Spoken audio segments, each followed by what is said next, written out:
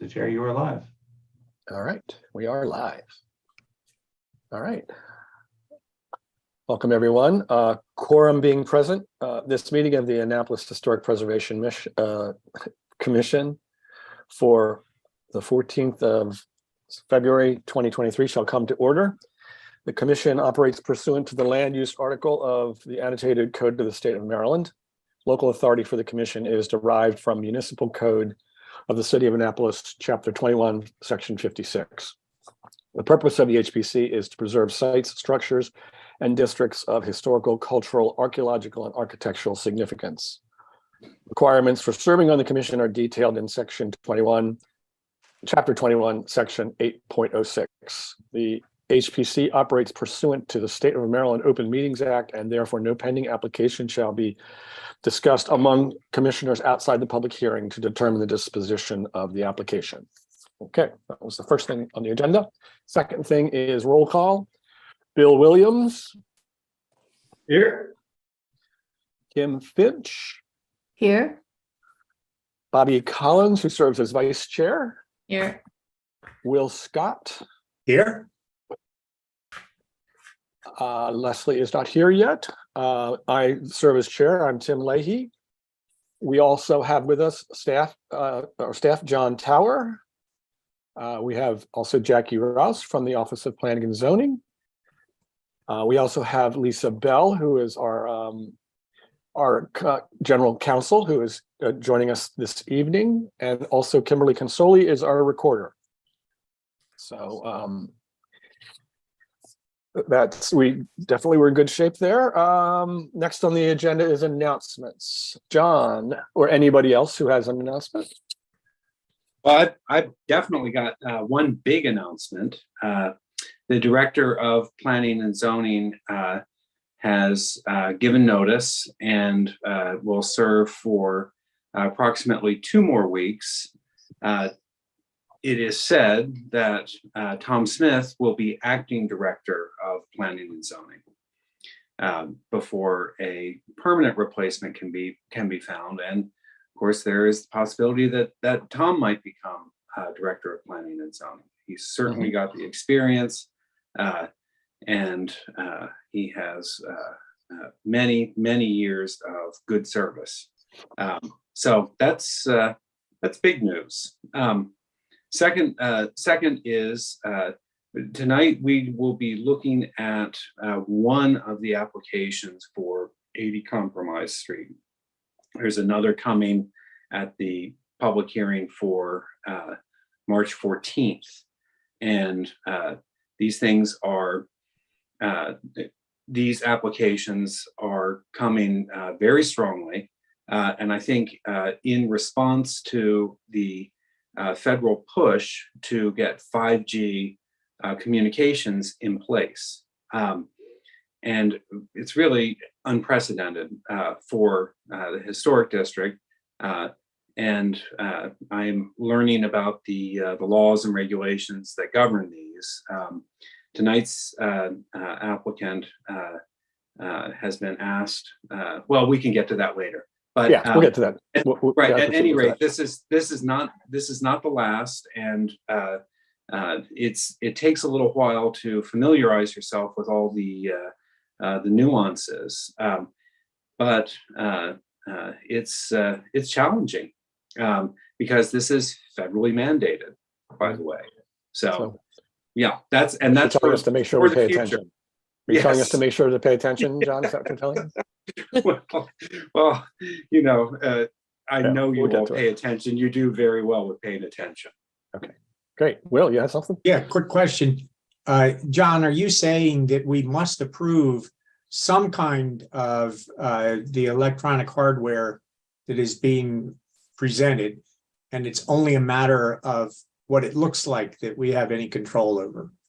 That's essentially true. The best part of this is that it's 80 Compromise Street. Yeah. Well, why don't we? We're going to be talking about. We can all get of that. into it. Yeah, I just wanted to clarify that. Yeah, I think that's the gist. Will. Yeah. Definitely a new concept for the HPC. Yeah. All right. All right. Any other announcements? Plenty of we can get into this later too, but plenty of violations. Okay, we'll get that's literally, John, we have an agenda. Right, I know. Do remember Jump it's ahead. Valentine's Day too. That's right. Oh, so nice to spend Valentine's Day with you. With Thank all of for- you. I've got my red Yeah. on here. Yes. All righty. Next on the agenda is approval of the draft minutes. We have two on the agenda, January 10th and January 26th. I believe everybody was here, so everybody can vote on this. Does anyone have any modifications or comments on January 10th? Well, can I have a motion to approve the minutes for January 10th, 2023? So moved. Second, Second. all in favor? Aye. Aye. Oppose, abstain. Okay, we're good on that. Any comments or questions on January 26th, 2023? Okay, seeing none, can I have a motion? So moved. Second? Second. Cool. All right. All in favor? Aye. Aye. Oppose, abstain. Okay. Those are approved. And thank you, Kim. They're great. Okay, next, John, new violations and status of active violations. You're muted. I've been offered a negotiating tool, and I don't really want to use it. And that is that for any recidivist or recalcitrant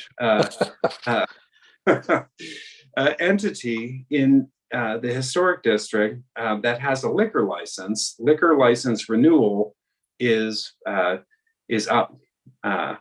And occurs during this month. And I've been told by the city clerk that use this as leverage to clear some of these issues. John, really- just to clarify, we do report zoning violations. Lisa does do an assessment and turn in zoning violations, so. And Lisa suggested it also. So Right. I said I didn't really want to do it, but I am going to do it. Oh, please do. Yes. Right.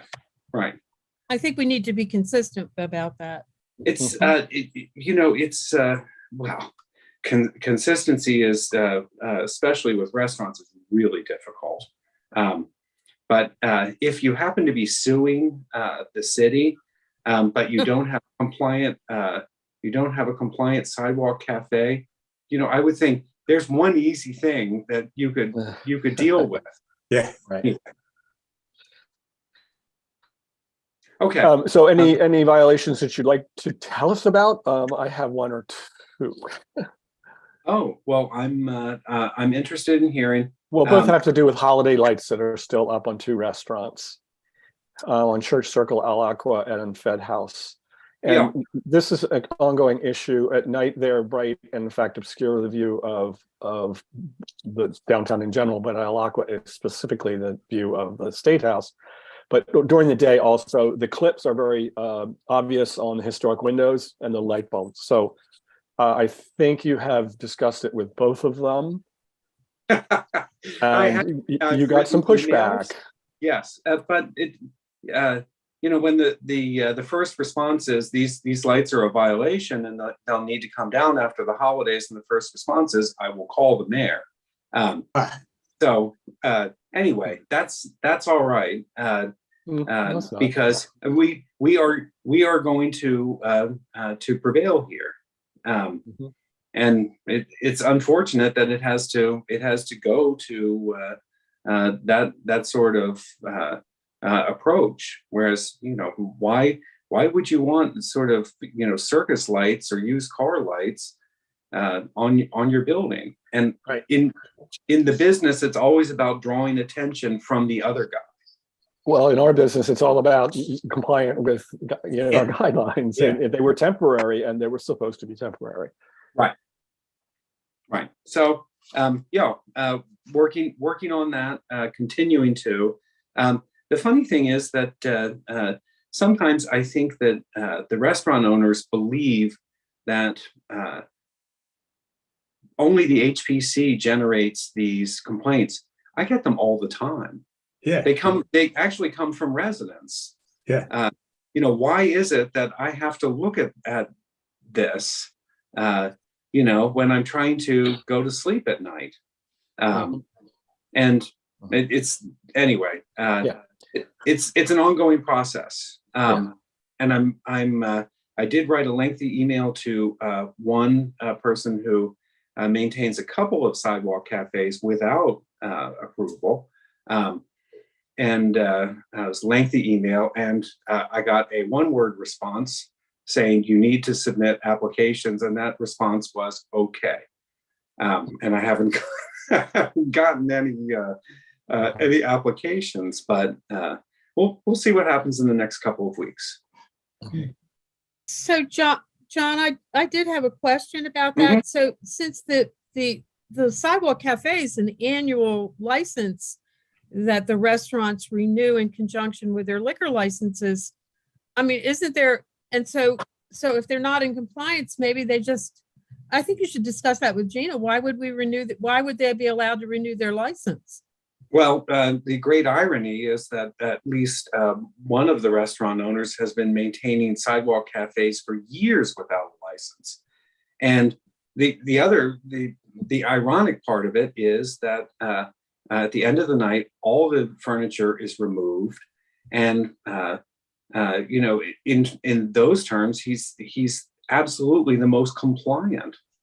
Right. It's not all sitting out all day and unused until the evening. It comes out at 5 o'clock and it goes back at 9. And Well, anyway, It we'll just see. seems bizarre that nobody never noticed that he didn't. well, Okay. Isn't But it's a that good That's a point, nice Jackie. word. Anyway, my point was about the Yeah, it's a good renewals, point. and I Good think point, it's worth Jackie. having a conversation with the city clerk's office about. yes, because Gina does. agree? And Okay. I am in conversation with them. And that was Okay. it was the city clerk's office who said use this as leverage. Yeah, do it. Right. All right. Any other comments or other violations that we should be talking about, or any active? All minor, working with 192 Duke of Gloucester Street on their revision. I gave them a second stop work order, which to me was astonishing after the first stop work order, and another one on Duke of Gloucester, but no serious violations. These are just you. Ongoing. Please don't tell me you're not doing exterior work when you're replacing a roof. Maybe you should tell your roofer to not let me go up the ladder and look at the work. Anyway. All righty. If there's nothing else on that, we'll move. There's nothing available on the agenda tonight for the consent docket. Next on the agenda is new business, and we have 80 Compromise Street. If you would please, Julian, promote the members who are here to discuss that. And I'll wait a minute until they join us and explain a little background here. They're coming forward right now. So, hello, Christopher, welcome. Mr. Chairman, how are you? Good evening. Great, thank you. And that sounds so official, Mr. Chairman. Woo. Samantha Eck, welcome. Then you have Patrick Quillen as well. Hello, Patrick, evening. welcome. Thank you, Mr. Chairman. Yeah, well, great. I believe that's everyone. I just want to introduce how we can proceed this evening. There has been discussion of this through emails in the last several days, and I think we are all pretty much on the same page. The issue with this particular application is there are outstanding requests from the planning office that aren't complete yet and are under revision. And I think, as we all know, the HPC cannot have a hearing on an application until all of those are approved and cleared. And so our normal procedure is to continue an application like that to the next available meeting when those things are cleared or changed and revised. So revisions are ongoing to these applications. So the procedure is that we do continue that. Normally we already will have seen an application in a pre-app when that happens, and in complex applications. In this particular case, we have not seen this in a pre-application, and there's nothing that keeps us from seeing it in the same meeting. So the procedure here is that we don't even need to vote on this. We just, I deem it continued. You hold your place in line. There's no change in this speed of your application. As soon as the applicant has all the revisions approved, and they can be on the next available meeting, so we can make accommodations to the applicant for the next available meeting, which happens to be a week from Thursday. And then our next one after that is March 14th. So that procedure is available to us. And I just wanted to give you all an opportunity to, if you want, to comment or have any questions about that. And then we can close this procedure and move right into the pre-app for it. So I'll let you all introduce yourselves perhaps and tell us who you represent. And then if you have any questions, just let me know. Thank you, Mr. Leahy. I'll start. My name is Chris Schubert. I'm a telecommunications attorney. I was contacted by DISH just a few days ago with regard to this application to take a look at it and to have some discussions and to kind of do an overview of the application and the city processing based upon existing federal telecommunications law, which as I think the city is becoming aware with regard to the influx of additional telecommunication providers and the request for additional antennas, that there is now an increased demand for this type of use in most municipalities across the country.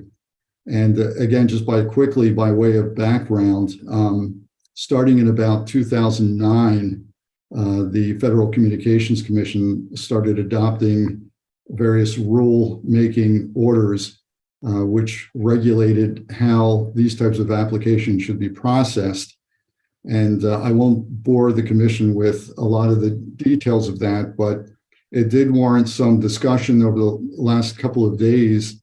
And I appreciate John Tower's involvement and input, as well as the city solicitor's office input on this to try to point us in the right direction on this. So essentially, we're in a position right now with regard to the application for this rooftop installation, which we can get into the details when we get into the pre-application meeting. But essentially, I've given the client, Dish Wireless, my advice that they have a potential claim to assert with regard to approvals of this present application. But I know that Dish would like to move forward because my principal understanding on this, in speaking with John Tower, is that I think the city is getting concerned with regard to the number of antennas that are starting to end up on that rooftop. And that's not a surprise because of the demand on wireless services now and the need for this type of infrastructure. So from that standpoint, my understanding is that the principal concern is the aesthetics. And was there any way that the applicant could stealth the facility so that the antennas wouldn't be as visible? And when we get into the discussion with the pre-application meeting, we can certainly talk about some stealthing options, and I think the commission will be, I hope it will be pleased with regard to what we would have to present as a possible solution on this. Okay, that's great. I appreciate that. I appreciate your working with us on this too. All right, Samantha, you want to introduce yourself and tell us who you're with and what your role is? Yeah, so I am here on behalf of Dish. I am the land use associate. So I'm the one that originally submitted the application. I do all of the permitting. So like I said, I was the one that submitted the application and was working with John Tower from the beginning of this, which I highly appreciate all of his help in this. But yeah. Okay, great. Okay. And Patrick? Let me unmute myself there. Yes, my name is Patrick Quillen. I'm a project manager. I work at the same consulting firm as Samantha. Okay, great. Okay, well, that being said, and any questions from commissioners, or should we just deem this continued and then move straight into pre-application? All right, let's do that. The next item on the agenda is other business pre-application. So back to you. So the way, if you would please, everyone has had an opportunity to look at the drawings in front of them. The pre-application process, I do need to get your acknowledgement. Any comments made tonight are not deemed to be an approval or a disapproval. The pre-application process is a courtesy extended to the applicant to provide feedback and cross-education about our guidelines and also your designs. And it usually results in a much faster approval, actually, in the end. So just please acknowledge that you understand that. I do acknowledge Thanks. that. Super.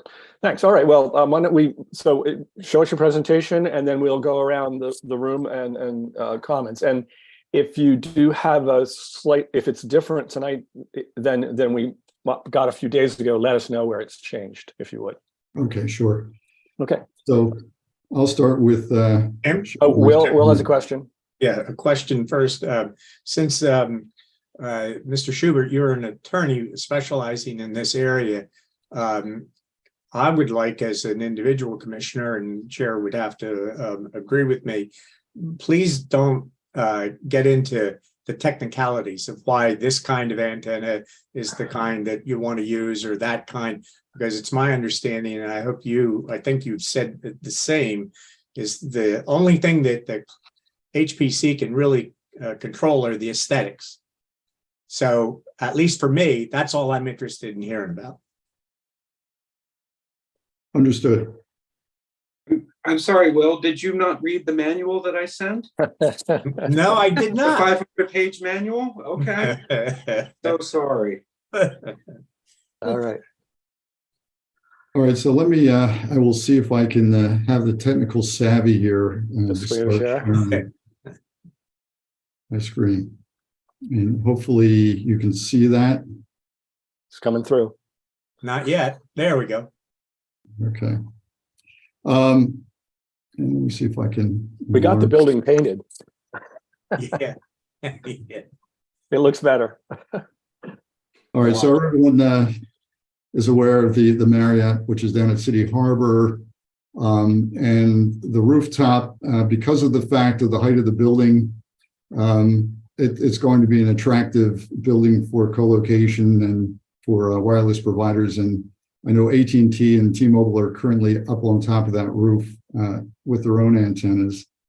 What I wanted to point out to the commission, because we had some review comments that came through. One of the review comments was a concern making sure that we complied with setbacks. That detail wasn't provided on the original submission. What I'm showing is a revised plan. I believe this is, I want to go down and take a look, sheet A2 of the plan set, which is a site plan elevation view of the rooftop. Here are the AT&T antennas that I referenced. Over here are the T-Mobile antennas.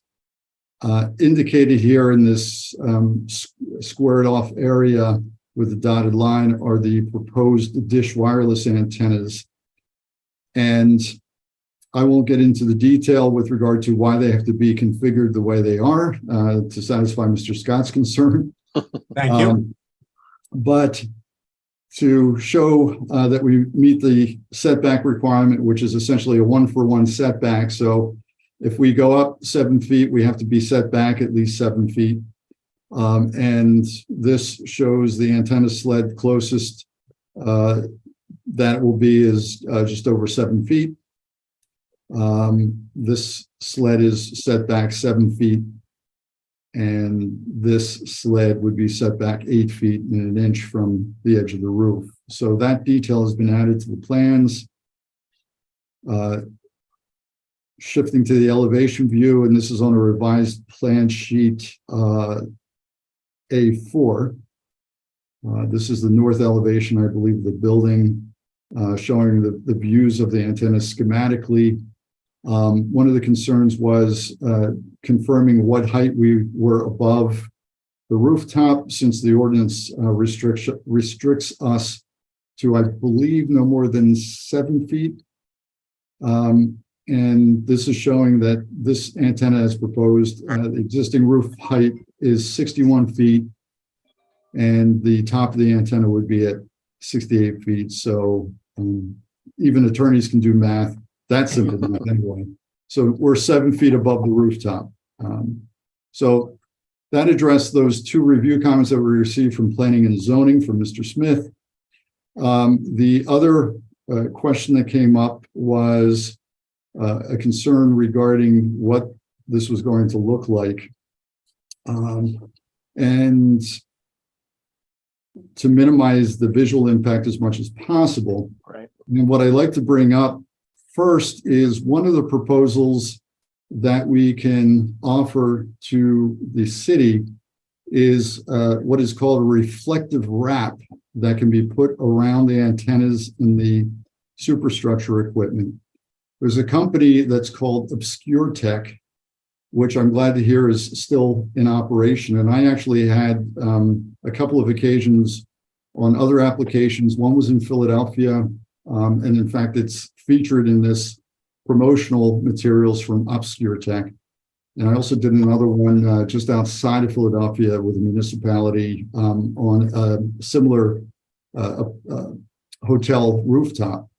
And you can kind of see the what the intent here is essentially it's just a mirrored film, a reflective film that is put on the outside of the antennas so that it picks up whatever the background is. If the sky happens to be blue that day, it will reflect blue. If it's gray and cloudy that day, it will reflect gray. And one of the installations that we did, and this just shows you kind of how it works with line of sight up to the top of the building, and this reflective material actually reflecting back down to the viewer to help conceal the antennas. And this is an installation that I was involved with in Philadelphia, which was an historic church.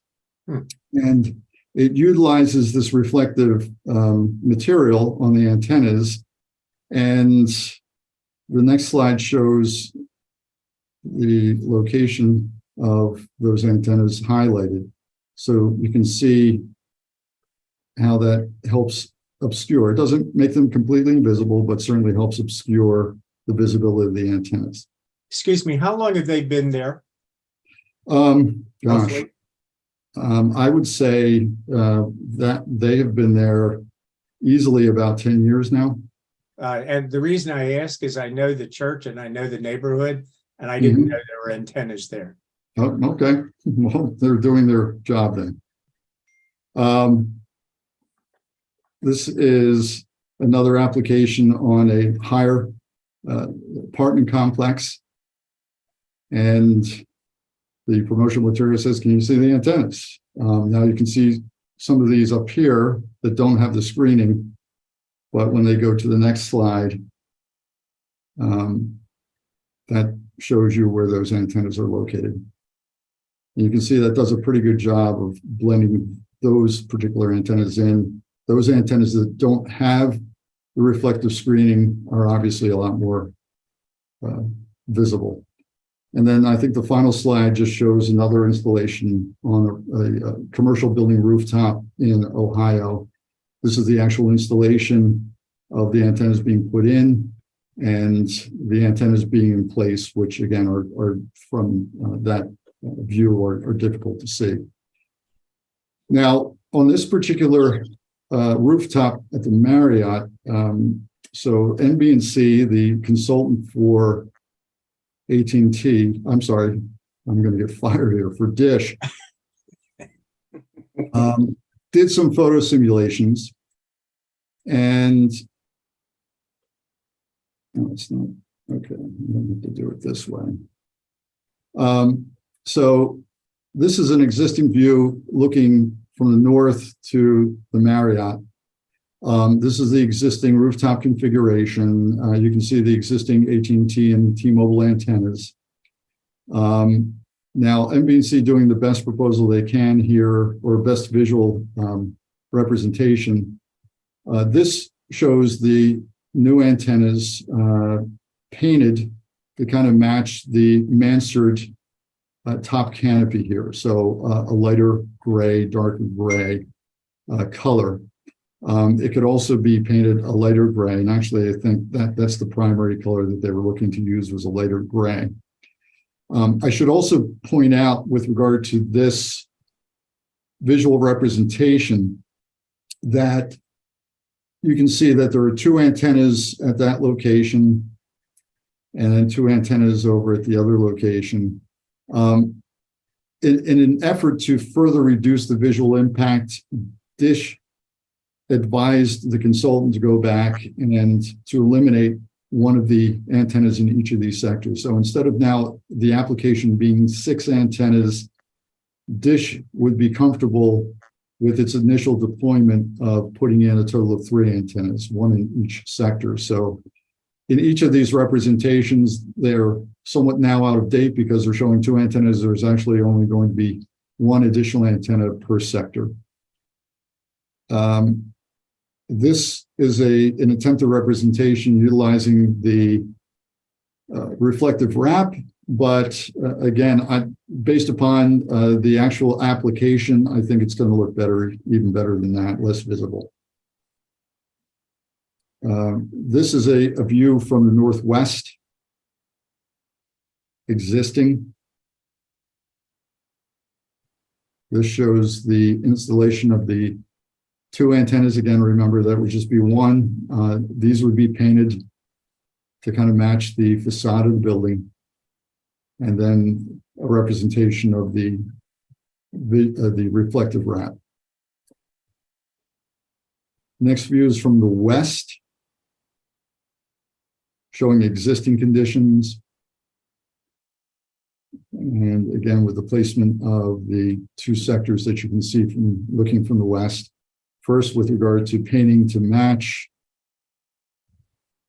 Actually, I'm jumping ahead here. This is from the south. This was supposed to be a visual representation of the reflective wrap material.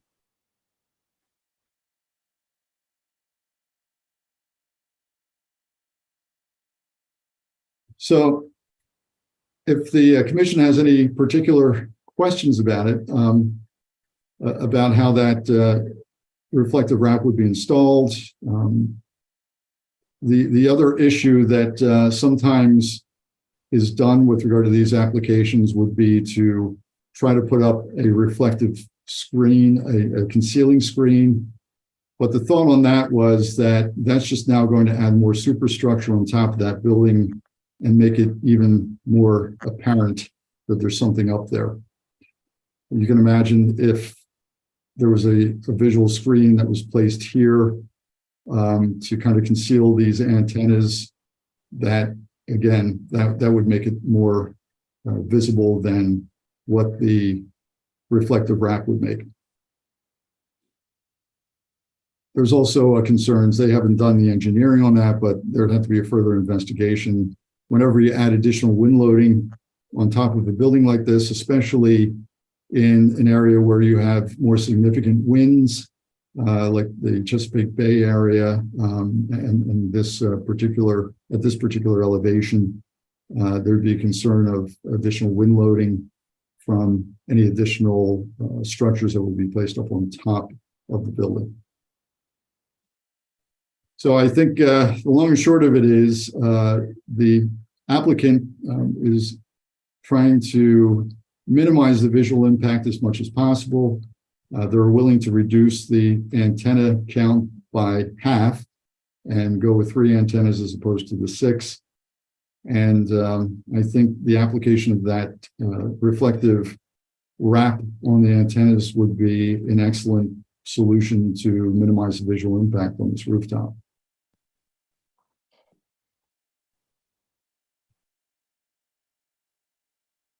Okay, thanks. Well, first of all, thank you for the offer of the reduce. It's very significant to reduce it from 6 to, my first comment.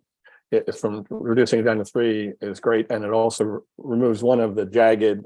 The biggest issue, I think, is just the number of jagged looks that you end up with. So I'll just say that to kick it off. And Bill, go ahead.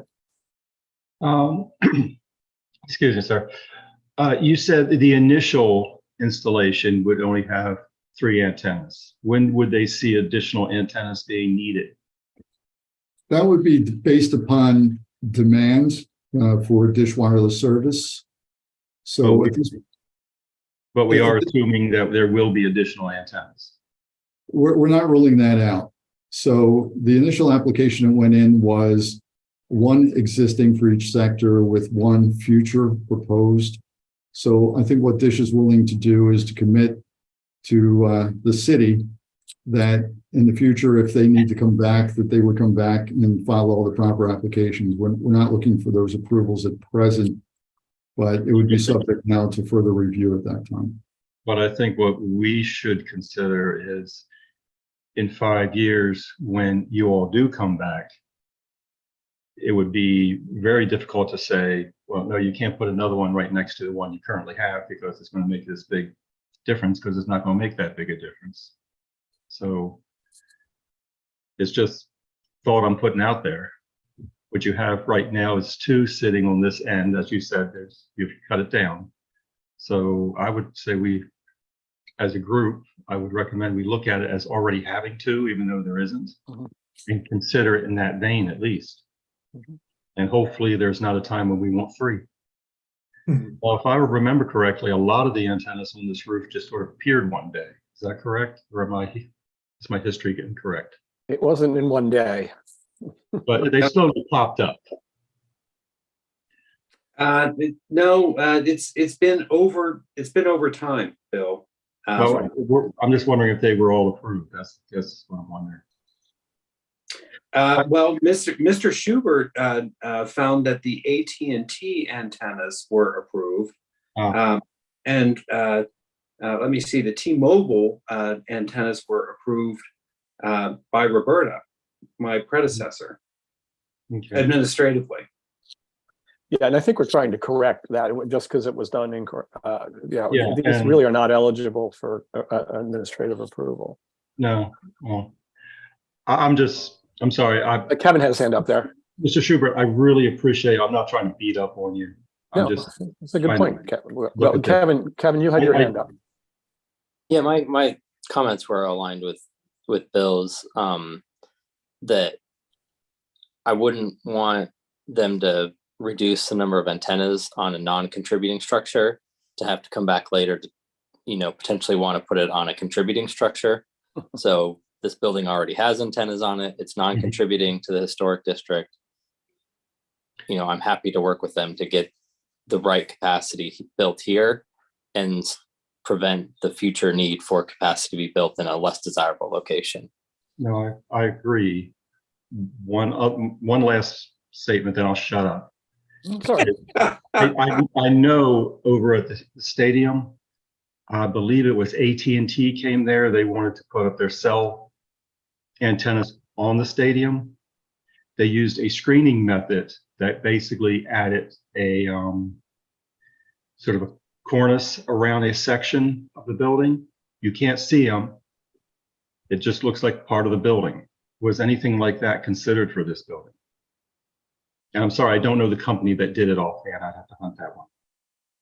Yeah, and that's what I was alluding to with regard to doing some concealment, prefabricated concealment element So we essentially need to have three separate sectors. And again, I won't get into the radio frequency need for that. No, that's, They can't be placed all at one location. So, yeah. No, I understand your antennas have to be where your antennas have to be. right. And those antennas would then require three separate concealing structures. Mhm. Think about extended parapets, walls going up above that. And for an installation like this, I think it would just make it more obvious to have those three separate additional appurtenances put on top of the building. I can see that it would add essentially another story. So I'm just judging by the height that you're showing when you're drawing the height of this existing mansard or mansard thing. Tim, I had a Actually, question. I think Jackie, I think Will had his hand up first. Okay. Thank you, Tim. I would just like to say that I think that Bill and Kevin I agree with them. We should just consider this as though there are going to be the 6 antennas, since there seems to be a reasonable assessment by the applicant that it is necessary or will soon be necessary. But more than that, I would like to say, I really do know that building in Germantown, and it's such a striking architectural structure that every time I go by it, I look at it, and I've been by it since the antennas went up, and I never noticed them. So I am very pleased and very impressed with what the applicant has offered. And I think it seems like the best solution that we can hope for. Okay. Yeah, Jackie, you're next. So my question was for Mr. Schubert. So if you don't you have 6 spots reserved on the roof with your agreement with the hotel? So, I mean, so even if you only put up 3 right now, you'd still have those spots kind of like picked out that where you would want to put your additional 3 when you, so that they can't be given away to another wireless company. Is that correct? That is correct. So the installation would look like it is appearing in this photo simulation, with the dish antenna being next to the one antenna. You wouldn't be able to place another provider's antenna that close because of interference issues. But you would also be reserving those spots that even if you only put up 3 now, you would be reserving your other 3 spots so that if they were negotiating with somebody else, it would be like they were already there, correct? Oh, that's correct. Okay. So that's further, I mean, that's in furtherance of what Will and Kevin said, that it's really, all we're not getting at this point is that you're not actually putting them up yet. Right. Yeah, Bobby? Well, first of all, I did want to add my voice to the others that I appreciate the care and the work that the applicant has done to put this application forward. I'd never heard of this reflective surface possibility, and it's gone a long way to helping me feel better about these things going on the roof there. And I think that just a minute ago it was alluded to, but there's one very large wireless carrier whose name I haven't heard mentioned here yet. And are they also on the roof? I just saw AT&T and T-Mobile mentioned, and not Verizon. And I'm curious where they have their installation, if we know, in the city dock area, and could they potentially be trying to get into this location as well? And what's that going to do to, I don't want to use the word clutter, but it's going to start to get a little crowded up there. Sorry. So, Bobby, I believe that our next application is Verizon, and that one has already been submitted, and that is going to be heard on the 14th of March. Okay. And Verizon has an active application from 2021 that I am working on with them. And I think we're getting close to an approval. And Verizon also has a large tower on Northwest Street on their building there, which I I don't believe was approved. And I pointed that out to the Verizon people as we walked through town. I said, well, you know, some of these solutions are great, but that one I pointed to, I said, that one is really intrusive. They said, well, that's ours. So At the end of our discussion, I think we ought to do a little repeat of that and ask about future steps on that particular. right. So there's more than this application coming. Right. But I very much appreciate the stealthing material that has been proposed tonight. And Yeah. I Yeah. honestly think in many ways it's better than a physical and visual barrier that would be screening. makes sense. And not only that, they're very limited with the type of material that can be used because it can't interfere with the signal. So I'm in a good mindset about this. Okay. Kevin, So, Kevin? Tim, back to the clutter issue. Isn't Oh. there a minimum distance that you have to have between antennas because of the radio frequencies? So, I don't know, but Kevin had his hand up before you, okay, Jackie. sorry. On the reflective material, is that difficult to maintain? What's the lifespan? What's the expectations for reapplying over time or the diminishing? I'm just curious about how that would work on a decades-long expectation, or if we expect the antennas to be obsolete before the reflective material is out of warranty or whatever. I don't know the lifespan of that material. I would be willing to bet as the technology has progressed, it seems like the equipment is getting smaller and smaller. And it's very possible that the antennas would be swapped out for different antennas in the future. And as long as there was a condition that was imposed with regard to maintaining the stealth, even the federal law recognizes that condition would have to be maintained. So, that's something that I think would warrant on issuance of any approvals, that there would just be a maintenance obligation to maintain that stealthing. Okay, great. So Bobby, did you have something else? Your hand was still Oh, up. no, I'm sorry. I forgot to take my hand down. Okay. John, did you? But I wanted to give Jackie a chance. I understand Of course.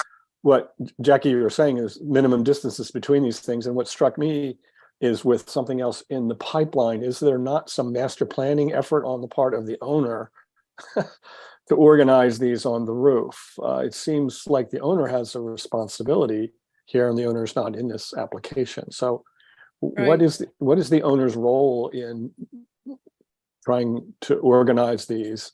I think the answer is I believe they should be involved,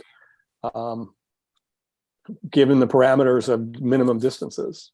Right. So I think it would be helpful for all of us to understand, and maybe Mr. Schubert knows the answer to that question, how close together they can be. So if you go back to that roof plan and you see what's already up there, I mean, it may be that the potential for additional antennas on this roof is more limited than we're perceiving, I guess is what I was thinking, but I don't know the answer to that. Is it a capacity is what you're saying? Yes, the capacity, there's got to be a capacity limit if you have, because the radio, you have to put them far enough apart that their radio frequencies don't interfere with each other. That's the extent of my technical knowledge. Well, the rule of thumb on that is if you're stacking antennas vertically, you want them about 10 feet apart. They can be a little bit closer horizontally, but not much closer. So they could be 10 feet apart? That's a good rule of thumb. So if you're going vertical to vertical, like this, they'd have to be 10 feet apart, the tips. And is there something in the federal regulations that says that once you approve antennas in certain locations, that another provider can come back and just put his antenna on top of your antenna vertical without requiring approvals? Yes, and that actually formed the basis of our discussion the past couple of days with John, as well as the city solicitor, with regard to the applications that were filed and how the application should have been processed. And again, I won't bore you with those details, but Well, if that happened, that wouldn't be, that's a little concerning, because that would not be in good faith with the process we're talking about here, if you feel that in the future you could add another 7 feet. Well, I don't there's a think it's just- restriction. There's a Right. restriction of 7 feet anyway, so that's not likely to happen, correct? No, Okay. so the issue becomes, with regard to an installation like this, that if the city code restricts the antennas from going up to a certain height, and what that restriction is 10 feet. So for a rooftop installation like this, under federal law, if you were to go higher than 10 feet above the existing roof line, then you'd be in a situation that is considered a substantial change to that rooftop. And that would trigger full zoning if the city happened to have a zoning process on this. The city doesn't have a zoning process on this. It is permitted, from what I could see under the city code. It would be permitted, but it still has to receive a certificate of approval from the Historic Planning Preservation Commission, which means that part of the approval would have to satisfy the aesthetic concerns of the commission. Okay. So even if the federal law says 10 feet, if a provider was coming in and saying that their antennas were going to extend up to 9 feet, they would have an argument to say, well, we should be able to go up there, but the commission would still have the ability of coming in and ruling on the aesthetics of it. That provider would also have to get concurrence from the state Historic Preservation Office. There's a requirement for any of these types Section of 106. Section 106 approval. Yeah. So that's a separate outside agency approval that any provider has to obtain. And, if a provider wants to come in and say, we're going to go up 10 feet, it's not a substantial change. Well, it still has to meet, it has to be the no adverse impact on historic resources in order to qualify for that. Otherwise, if there is a determination of adverse impact, that would be considered a substantial change as well. Gotcha. And where does the 10 feet come from? That comes from 2014 FCC order called the infrastructure order. And there's a provision in there that says in determining what is considered a substantial change, the FCC in its infinite wisdom said 10 feet. You go above 10 feet. Okay. That's federal. Okay. But it also They didn't say applies. 20. But it also applies to local and state municipalities. All right. So this Tim- 10 feet vertically and 6 feet horizontally would be considered a substantial change. Okay, so Tim, just for you all's information, the city does have a provision, a special exception process where the Board of Appeals may permit a special exception for telecommunications facilities where they don't meet the underlying zoning heights or all those requirements. You can go through special exception to get an exception, and that's a whole section that was added to the code with regard to telecommunications equipment. Okay. So we do have a zoning process to allow exceptions to the rules. Okay. Will, I think you had your hand up.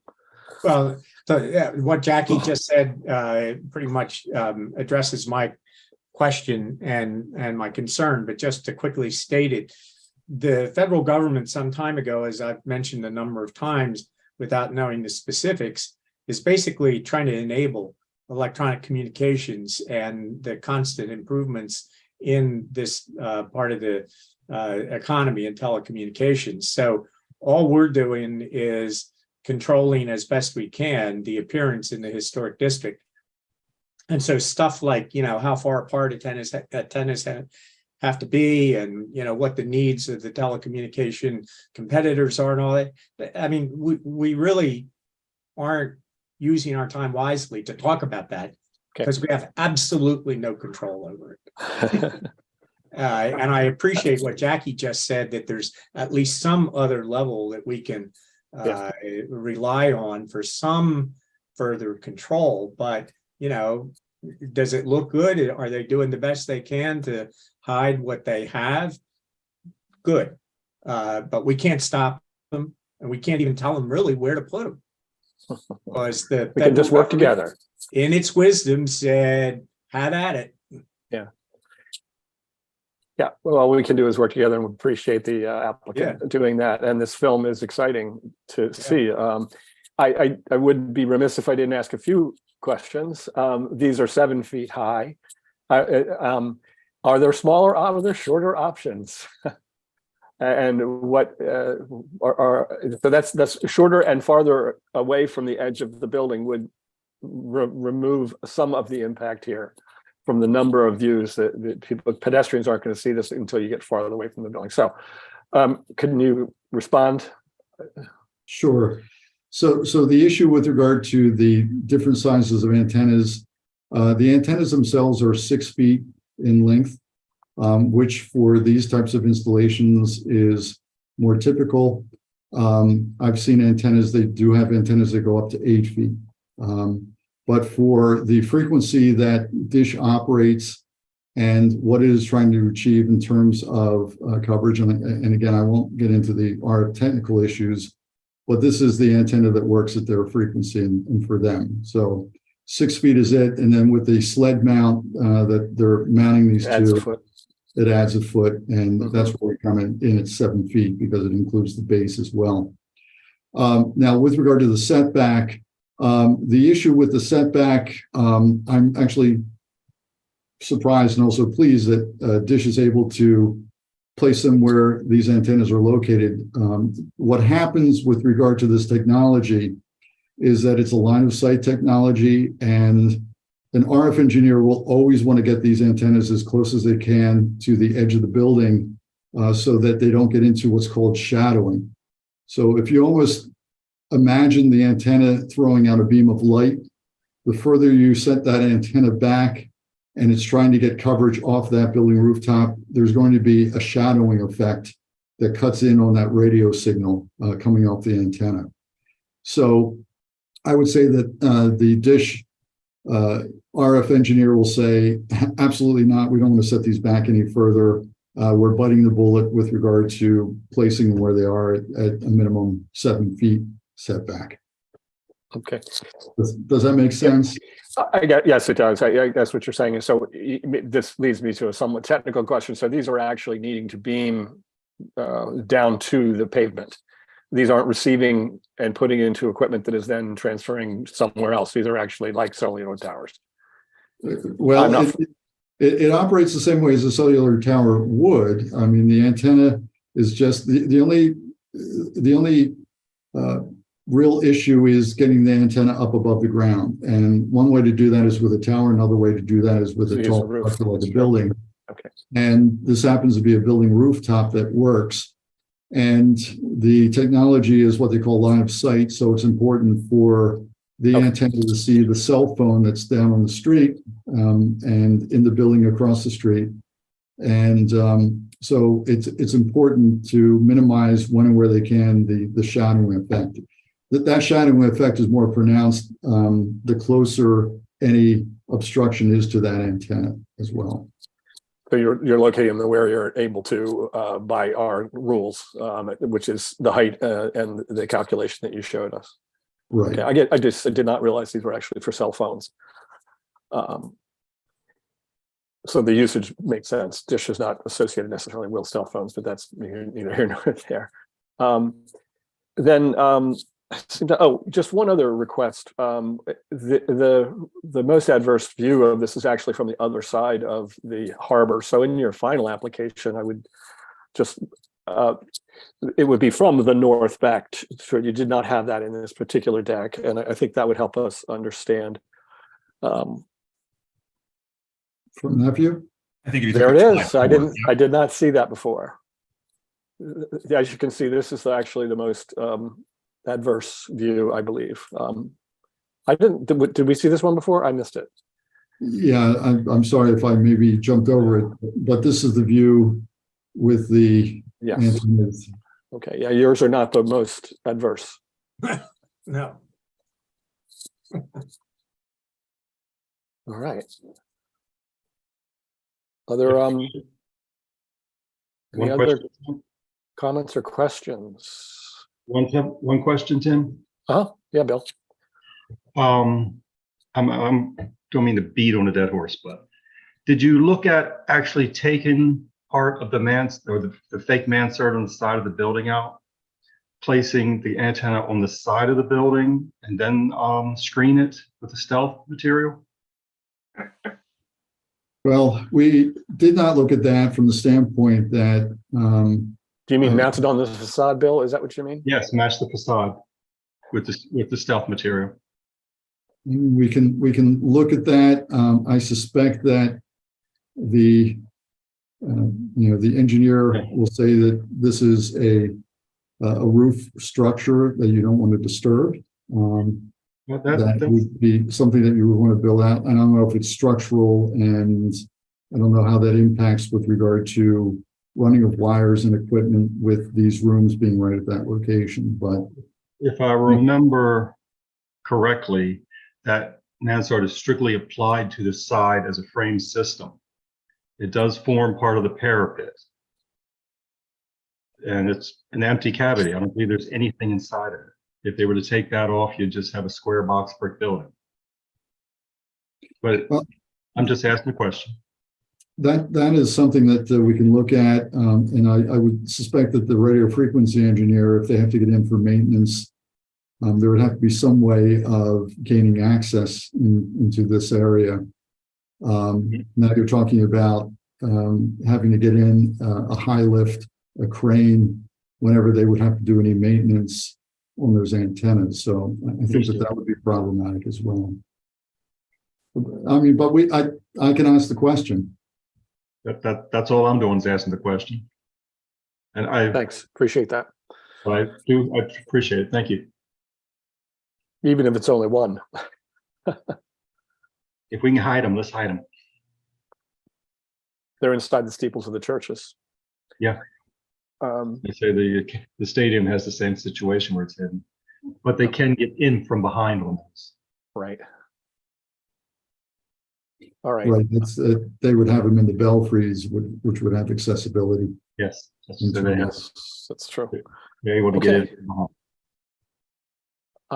Then I'll just make a short, what we usually do at the end of our pre-application is I just summarize the comments that have been made and give a sense of the feasibility of the application. This I would deem, based on our discussion, I would characterize this as a feasible application.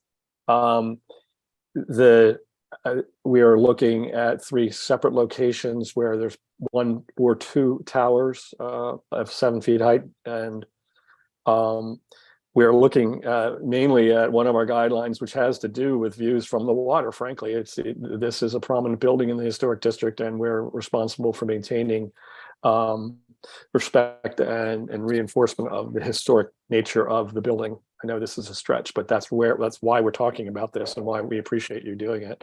Also, we have a guideline D29, which talks about putting utility features in a not so obvious location. So that's what we're talking about in terms of guidelines.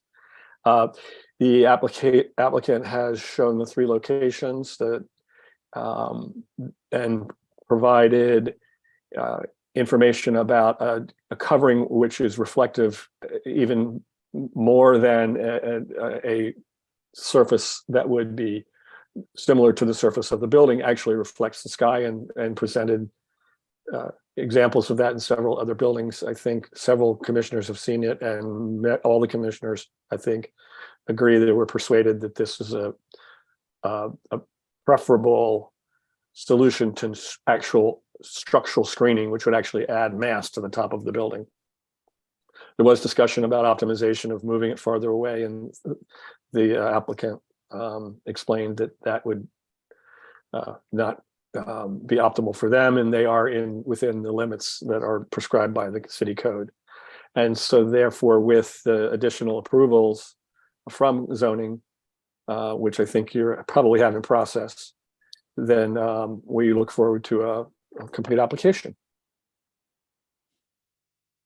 Any other clarifications or comments? Oh, one more. In the final application, we probably would put a condition that the applicant would be responsible for maintaining and providing specifications, if you could, about lifespan of the material. Okay, any other thoughts or comments? I'm sorry, Tim, I'm gonna do it again one more time. I'm Columbo tonight. Sorry, old reference. If I remember right, and I'd have to go back to code, that any equipment that's closer to 10 feet from the edge requires a guardrail at the edge for maintenance to prevent someone from stepping off. Could we look into that? That would add bulk and that would add another structure up there. That would not be helpful. So, Bill, it was reviewed by code for code compliance, and that did not come up in the review. But I know what you're saying because it comes up all the time after the fact. Yeah, and that one could be OSHA, not building code. And that would be about 34 inches, I would expect. Well, I think it's 36 inches from the standing surface. That'd be interesting to add it. That would have less of a visual impact than 7 feet. Yeah, well, it's 36. That's the railing right at the edge, though. 36 inches and a minimum of 3 feet from the feature that needs to be maintained. All right, that's something to add to the mix for the final application. I will ask about that with code mañana. Okay. Sorry, I didn't think about that earlier. One more thing to add to the summary, that there was discussion about concealing it within the mansard roof, and the applicant did say they would look into that, but it was not as considered as feasible for access purposes. But I'll just add that to the record. Can I make one final comment? Of course. Okay, so can I stop you? This is you could say, John, no, but this is going to be technology that continues to develop. Hopefully miniaturizes. I'm not sure, but because there are generations of communications antenna that are already being developed now ahead of them. And this is just for the 5G network. And we all know that it's going to evolve from there. So we will be looking at this more as wireless communications becomes the norm for all communications. And I also want to say everyone uses this. Everyone. It's yes, and thanks for the applicant for helping us, orienting us to what we're going to be dealing with. So, okay. Thank you. Thank you for your summary, Mr. Chairman, and thank you for your comments, all the commission members. And all right. Look forward to kind of bringing this one home and hopefully getting before the commission again for the final hearing to get this wrapped up. You can work with John and get on the calendar. We have a lot of flexibility in terms of you can be on either next to or whenever you're ready. Okay. Thank you. Thank you. All right. May I take my leave? You may. Unless you want to hang around for the next one, which is also very interesting. Thank you. Good evening. Thank you. Have a good evening. Thank you. Okay. Next on our agenda is for Church Circle. So I think we have a few people that should be promoted for that one. I'm just going to turn my camera off for a second and get some water.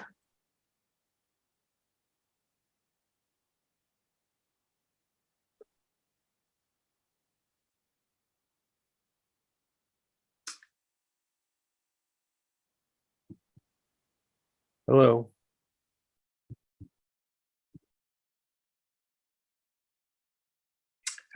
Hello, Clint, Cody, Leo, Ted.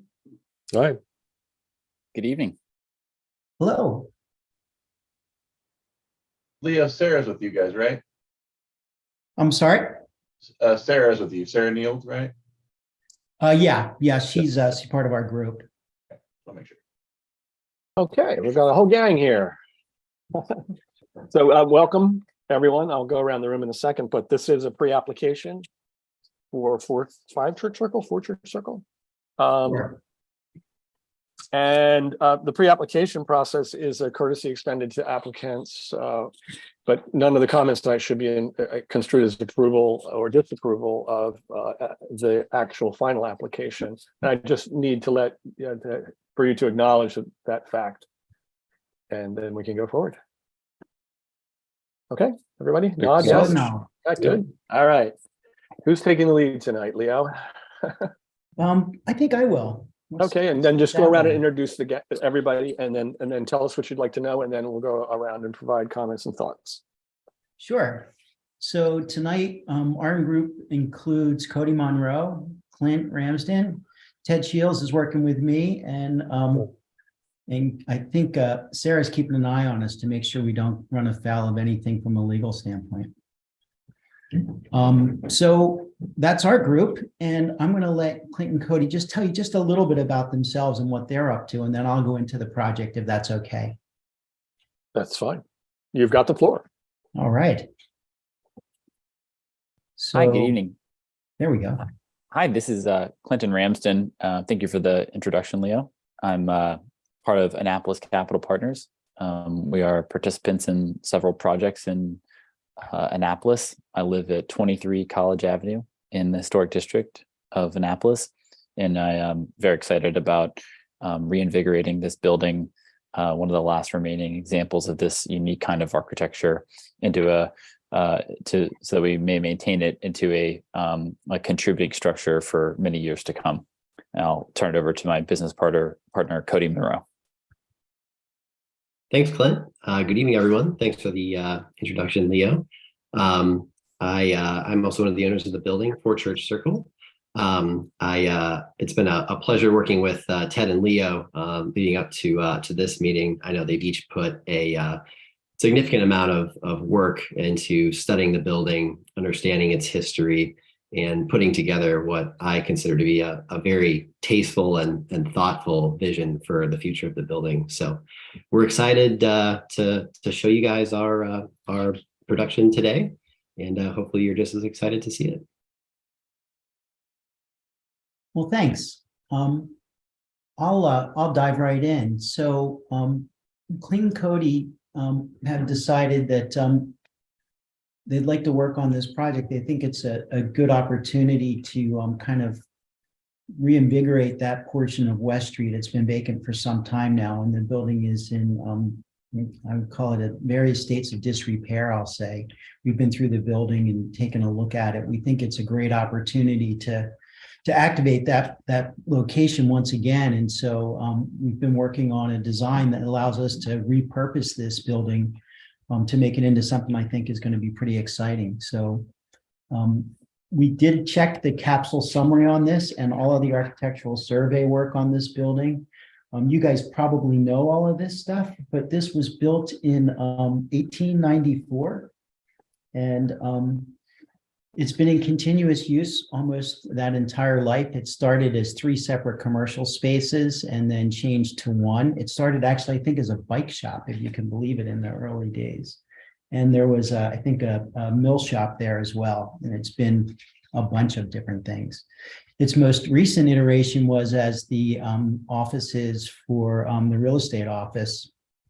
I guess it was O'Connor Piper Flynn at one point, which morphed into several different things. So the interior of the building has been kind of reassigned over the years to several different things. And right now it's kind of a orange nest of small offices and some meeting space in there.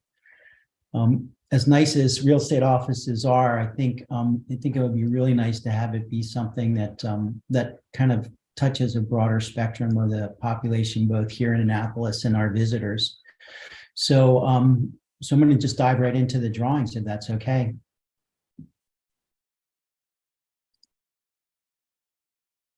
Hey, Leo, I had a real quick question on the history there. It appears to be 2 separate buildings. You mentioned an individual date of 1894. Are you are you aware of whether they were built all at one time with these two different forms? We believe it was built as two different buildings that were joined at some point. The record is a little bit kind of hard to follow. It says it was 4 and 6 Church Circle at one point. And then it got put back together as joint forms, but the buildings architecturally are not really related. One's more of a Tudor style building and one's more kind of a different flavor. We'll work with you to get to the contributing nature of the building. Right. Leo, if I could just add to that real quick. Sure. So Ted. we were looking at the Sanborn maps, and the 1913 map shows is when the brick building first appears. And there's a 1921 map that shows the two buildings conjoined. So I don't think we know exactly when that happened, but we know it happened by 1921. So it sounds like one 1894 and one 1913 then, if we right, Ted, right? Yeah. Thanks. Thanks, Ted. He's got your back, Leo. He's got your back. Yeah, we know that I need that, right? So we started with a survey which shows the property and the buildings, and the funny thing about what we've got here is that this thing kind of wraps around the other corner building. So we've got this piece that kind of we all recognize from West Street and the Circle. And then we've got the other one here from Northeast Street, which is a kind of a smaller facade that faces the street. The building's kind of surrounded by buildings on both sides that are a little bit taller, which we'll get into in just a few minutes. So this is what we see. You can see it's kind of got that Tudor flavor to it. There's some examples that we've looked at in other places that are handled in a similar way. The storefront work was redone. It says in one of the summaries by Craig Purcell in 1994, I think was the last time that the exterior of the building was adjusted in any way. And then this is a broader view where we can see the two structures side by side, which are connected on the interior. And so definitely different characters to each one of them. To us, it looks like there's some pieces that are a little bit out of place, like this kind of the piece that goes over the first floor space on the brick building to the left looks a little bit kind of odd to me. But anyway, and then we come around the corner, and here you can see what we see from Church Circle. And there's an entry off to the side, then the center entry, which we recognize as the primary entrance for the real estate office when those guys were there. And this one starts to give you a better sense of the overall condition of the building. You can see some things had not been cared well for. And then we go off to the other side of the building here, and here's where you would think it would be the back of the building, but it does front quite nicely there. It's a simple building, two-story structure with the parapet and then the pediment piece across the top of the first floor. Brick structure with some applied elements there, and large windows. I'm hard pressed to believe the second floor windows are original given the large panes of glass, but I'm not sure when those were changed out from what they were in the past. And then the roof. And so right here, we're going up just above the windows on the second floor and standing there looking around the space there. And of course, you can see the building. I think this is Verizon's building off to one side here. It goes up a bit higher than us. And then again, looking the other direction with it on the opposite side and the office building off to the left.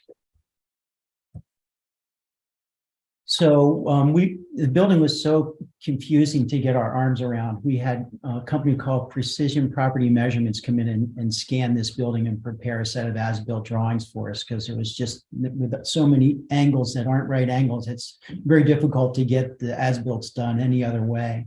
They did a nice job for us. They did the first floor, and here you can see the offices that are spread throughout the building and the open spaces here for what were pools of workers at that point, pools of agents.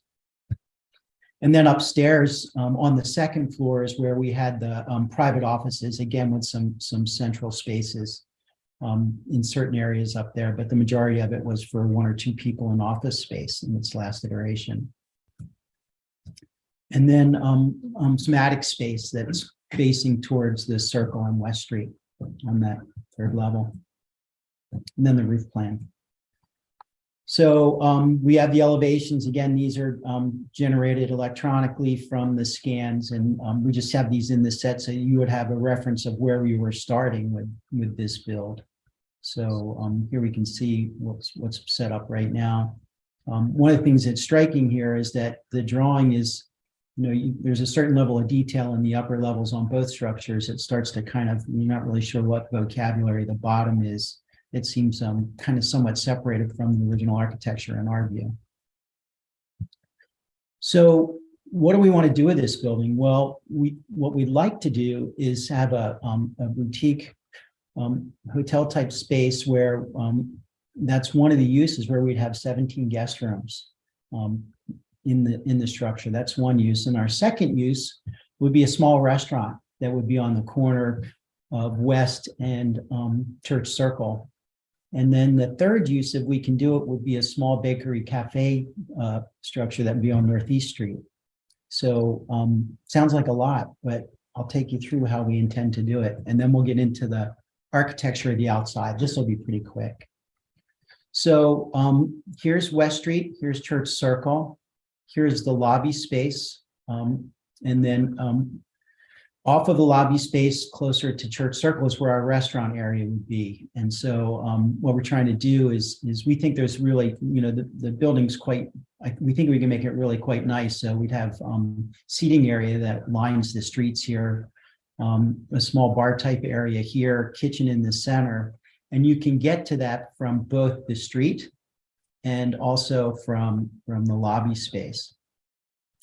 And then over on Northeast Street, we've got that main door, hoping to reactivate that as a small bakery cafe type place where we've got counter for display and for people to come in and pick up something to eat or drink. Some seating area here, a small area to bake stuff. And then we're connecting it through with these spaces along the back that serve as both separate means of egress, but also access to our restrooms, and then through back into the lobby. So the nice thing is that people could come down and get coffee or go over to the restaurant and then go upstairs, and all connected internally as well as accessible from the external or the exterior. And so then we would come upstairs, and you can see we've arranged guest rooms along the exterior facades so that we can get nice views of the city from these rooms. There are some places which are a little trickier to use as rooms just because they're internal. So we use these areas as small sitting spaces that would be accessible to the guests to sit down and wait for someone else in their party or to have a conversation, just a spot to kind of regroup, if you will. And then again, rooms along the second floor, the side and over top of Northeast Street with our exit stairs located in places where we believe they meet the exit requirements. And we did get some help from John Manassa and Chuck Ruth on our review of this to make sure we weren't running afoul of some code issues. It's tricky because it's such a weird shape, but we think we got it. Now, this is, if you remember looking at the slide with the flat roof, what we'd like to do is to capture some of that space to help with the viability of the project. Remember, this space over here is already kind of third floor space, if you will, in the Tudor element of the building. This area is sandwiched between the two structures, the Verizon building and the other office building here. And so we were able to get some additional rooms in here and still maintain our exit paths. And then finally, we've got an outdoor balcony on the side that faces West Street. And the idea there was that we thought the third floor works well and fits within kind of the redevelopment program we've got that we'd like to move forward with, but it keeps the visibility of that. We've reduced it as much as is practical. And by doing that pushback, we get this outdoor space on the upper level there, which we think would be quite nice. So Clinton Cody, they didn't really dive into what. Real quick question for you, Leo. That use Yes, of that sir. outdoor, use of that outdoor space. What? It's just a patio at this point? Right, it's a patio, yeah. Now, we'd certainly like to be able to serve food up there, but we're taking this one step at a time. There's a lot to cover. And what's the use of this, the large space to the north there? Is that just attic space? I can't read the drawing. Yeah, it's unfinished attic space right Okay. now. That's what's up there. Thanks. So, Cody, that they've been involved in the historic district for a little while now, and you know, they've spent time in other arenas, and they didn't really tell you much about that, but they're experts at taking structures and turning them into really lovely places. And so this one I've been in a couple of times, and it's beautiful inside, and this is at 134 Prince George, and I think you guys probably remember it as the Navy House with the blue and gold paint all over it. And you know, it's really quite handsome now. It's been kind of put back. You know, it just presents really well. And so this has, I think, 4 guest rooms in it, and a living space. Is really informal and but lovely inside and out.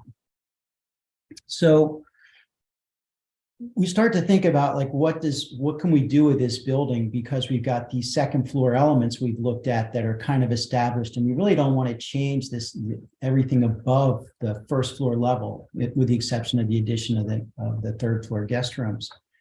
But we started to look around at other structures where, you know, they've redone the lower level in different ways. And of course, you know, this is one I'm fond of, Preserve. We did this one, so that's why it's seen there. We also did Blackwall Hitch, and again, the first floor is a bit separate from what happens on the upper levels. In both of these examples, the separation is a bit more dramatic than what we're anticipating here, but the idea is the same, that you're making this street, the pedestrian experience adjacent to these buildings is, I think, enhanced by, you know, cleaning up and simplifying architecture and not trying to do too much, just trying to keep it pretty simple and somewhat understated. So we looked at other places and said, well, how else have people done these types of things? And so we're interested in window pattern, in sign, in height, in making the outside of these spaces comfortable and inviting, because the sidewalk's quite wide there, and opening up the interior of the building so that you can see what's happening inside from outside. And of course, as offices, that wasn't a real big concern. So it's kind of like almost blacked out. But in our case, we want to get that transparency back. So we look around all over the place. This is up in Newport. This was a building that I liked. I think it's called the Casino. I think the Tennis Hall of Fame is up in this building. But again, it picks up some of those Tudorish type elements. I mean, you could say it's Queen Anne or Victorian as well, but and then the storefront elements on the first floor are more open and transparent, but still tie fairly nicely to the architecture above. Hey, Leo? Yes. It's Tom Howard. That's a McKim Mead and White building. Yeah. Yeah. Isn't that funny? Because it doesn't look like their other work. Not at all. I was always surprised when I heard that. I was like, nah, I can't. I thought someone was pulling my leg, but turns out you're right. Things got bigger and more ornate later. They sure did. And then we looked at, you know, how, you know, these are from travels that I think Cody and Clint brought me this image, and I just thought, my gosh, this is lovely. You know, I thought that was really a nice piece. And, you know, it's you could make an argument that maybe the divisions of the glass are a little bit more than is necessary, but I really like this. I thought it was really pretty. And then you've got pieces like this, which become something that's slightly less transparent, but still very nice. And again, this first floor is, you know, it's well proportioned, and I like the way it works. And then you can see the top separates a little bit. And we looked at all different examples of this, and there's probably a million more, but you start to get a sense of, like, that this can be done successfully. So what we've done is we've decided that we're going to try and keep the upper levels as they were and just do something a little different with the first floor pieces. So I'm zooming in here on the one off of West Street. So here's your original structure. Here's your original structure. We've looked at a window pattern for the two buildings, that's slightly different. The idea is that, this is, we'd like it to be visible, although it'll connect inside as a separate structure rather than adding a ribbon of glass that's in a single pattern around the entire structure. So we took off the big kind of wood paneling that's up here that goes almost to the bottom of the windows and dropped it down because that's what we were seeing is more effective. And then repatterning these windows and replacing the doors and trying to go to something that has a character that seems to match up with the building. And then in the Tudor element here, we've done the same thing, only we've decided, we looked at several smaller patterns here, but we think the size of the structure allows us to go to a little more glass, a little more openness there.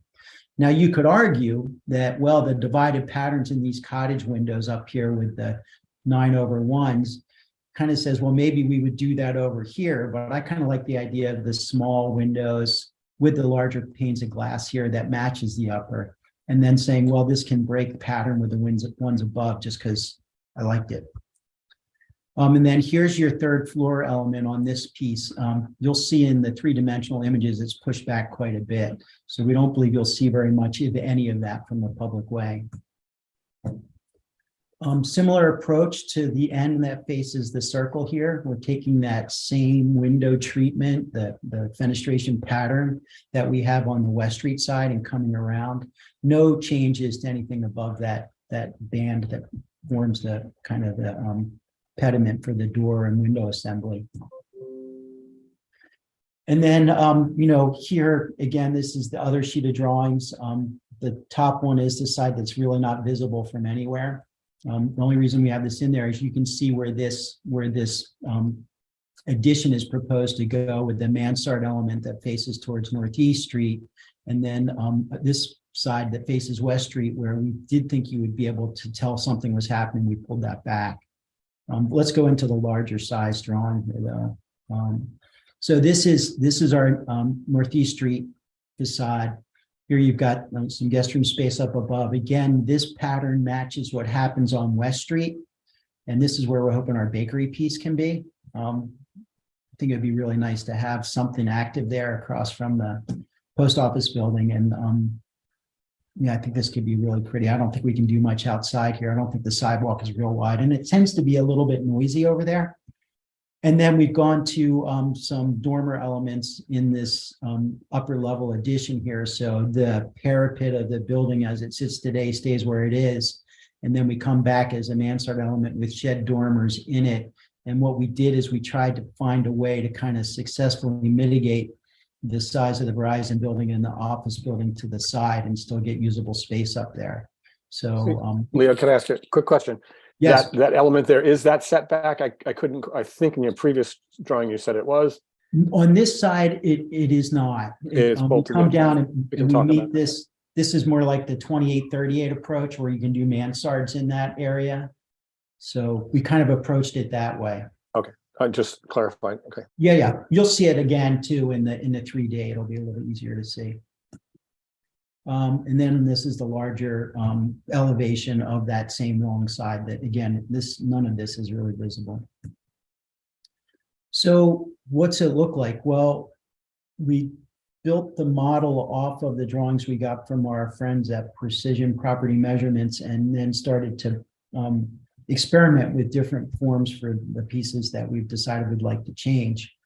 So I'll just go around the side here. This is across West Street. You can see how these patterns start to work in the windows here. We'd like to get some depth in here so that it doesn't read as a flat plane. Like, there are some buildings on Main Street where it feels like 60s or 70s where it's real flat. And our intent is to add some depth by putting these pilaster pieces, which exist, but just maybe, adjusting them a little bit as related to the glass panes here so that it moves in and out a little bit. Not much is changing up top. I really don't think we have anything besides repair work to do there. And then here you can get a sense of what's happening for our Tudor element on the corner. Again, this will all just be cleaned up and repaired. And then we've got the same base pattern that we carry across. Pilasters change a little bit. The window patterns are slighter. in these interstitial ones between the main pilaster element and trying to break this into two pieces seemed to work a little bit better than having it read as all one in our mind. So this corner shot kind of gives you a better sense of how that all works and how they line up on the street. And yeah, I think we're getting there. And then again, we come around to our bakery side here. So, and there you can see the dormer elements upstairs, and this is the addition part that you were asking about. We think it works because, you know, we're not changing the primary visual element you'll see here as the bottom of the mansard roof piece here, and then the dormer elements are permitted under some of the guidelines. So we think it works pretty well. We changed the pattern up there so that it was apparent that it wasn't the same thing that was down on the main face of the building. It was done at a different time. So a little bit of an overview of how it sits in the context of our neighbors.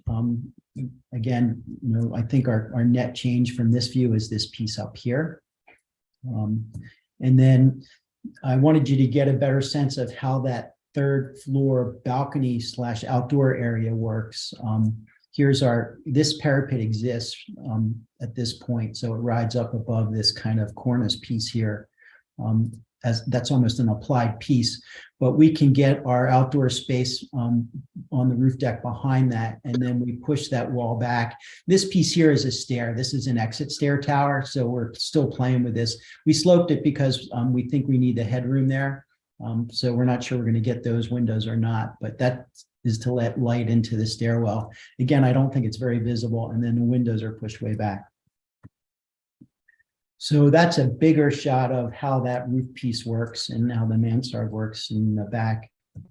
And yeah, that's kind of what we have for you. We're excited about getting this thing to do something different than it's done in the recent history of the structure. And you know, we're trying to keep what we're doing here simple in terms of not trying to do too much, but providing what we think is a pretty measurable upgrade in the experience people will have as they walk by the building and drive by as they go around that corner, because we know how busy it can be. So with that, I'll ask the rest of my team, is there anything that I missed or you want me to talk about? Well, I'll just say you can probably notice from this view, you can't see that rooftop addition on the left. You can't see that from West Street facing the building, and you can't see it from the circle. You may be able to get a passing glimpse of it coming up West Street, just because that Verizon building is angled back. But the whole intent, the whole intent is to make that as you know, basically a background element of this building. Right. Thanks, Ted. Yep. Clinton, Cody, do you think we missed anything? This is Cody. No, thank you for the overview. It's really informative. Okay, great. So if my team's satisfied with everything I covered, we'll look for some feedback from y'all and see what you guys think about where we're headed with this. All right. Well, thanks. A lot of moving parts. What a weirdly shaped building. I can't imagine trying to have drawn that without the assistance of lasers. Yeah, so maybe what we can do is fashion the discussion in 2 or 3 pieces. I think there's the first thing is probably understanding the significance of the building itself. We know that it's a contributing structure, first of all, so our review will be pretty strict. Obviously, it's an iconic corner, so again, our comments are going to be tending towards the strict side of the guidelines. And the guidelines we're going to be looking at have to do with massing of additions and the visual relationships with the neighbors. And those are, you know, things like B1 is visual relationships with the neighbor, and B6 is massing of additions. So the general massing of the whole thing is first thing I'd like to. Then second, I'm real interested in talking about the treatment along the street and what you're removing from in terms of historic. What is historic, first of all, and what you're removing and replacing. So that's the second big thing. And actually, I think those are the two major discussion areas I could foresee. And Northwest Street has got another facade that we need to talk about as well, and the massing of that. Yeah, just the massing of that on top there. Right, okay. All right, so with that, I'll open it up to commissioners' thoughts and comments. If you would, let's talk about the overall massing first on both West Street and Northwest Street.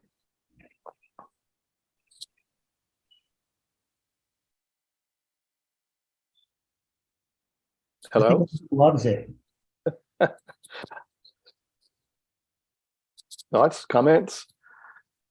Yes, Will. You can raise your hand with the little thingy there too. Well, since everybody seems hesitant, I'll try to get my comments out of the way quickly. I've seen the inside of the building. I've been through the whole inside of the building. I think, Leo, as usual, you've done a brilliant job.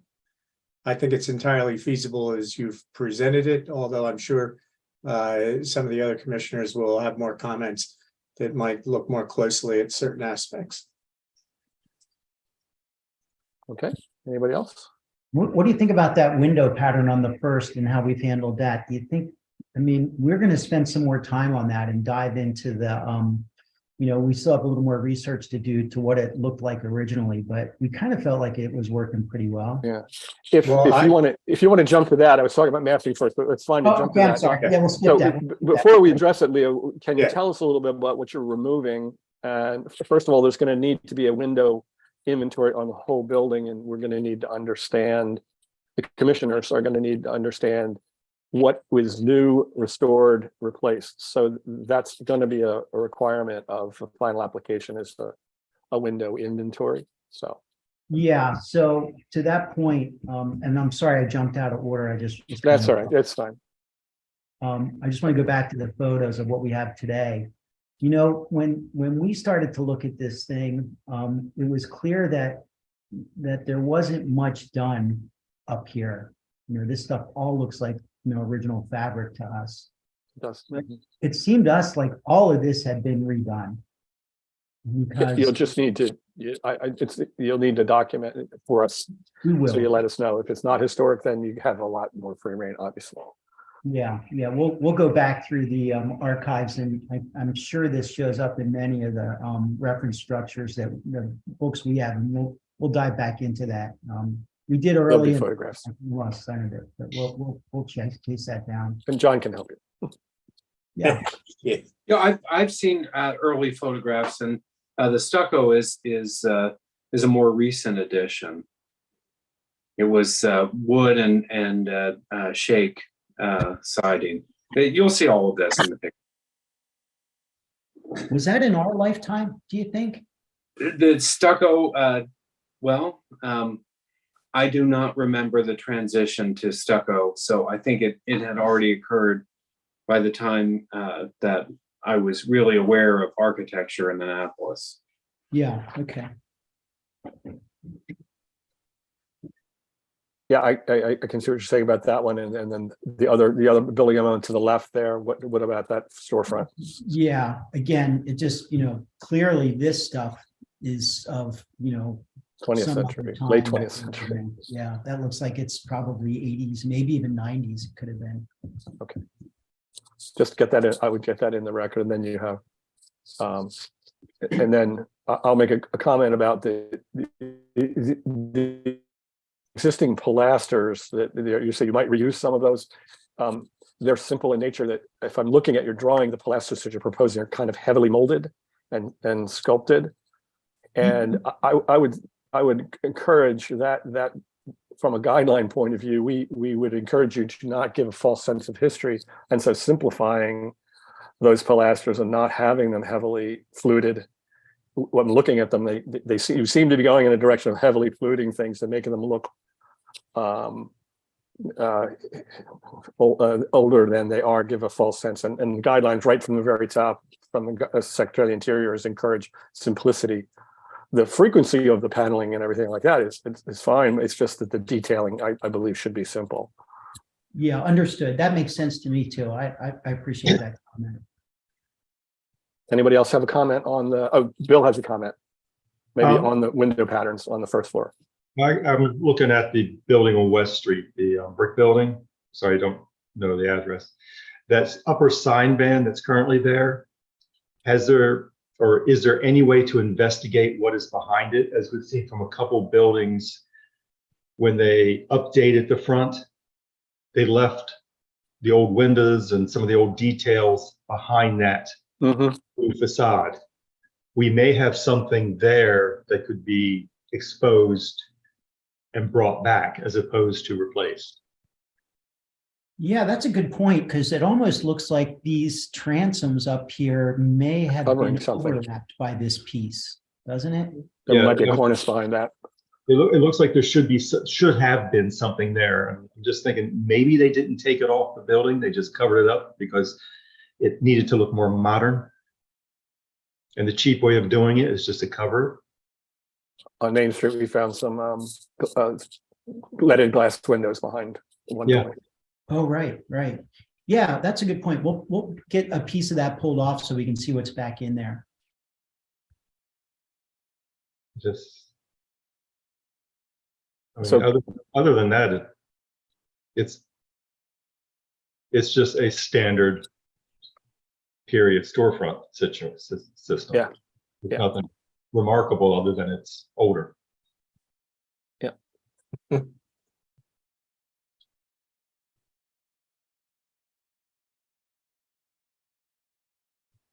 Okay, other That will thoughts, be- either, yeah, and the setback, I think is, can you flip back one? There you go, that's the Yeah. one. This is an important view up Main Street to the church circle, to the church itself. And not having an adverse impact on that particular view is very important from the guidelines point of view. And you don't really see it drawn in here, you don't see the church circle drawn in here, but that would help.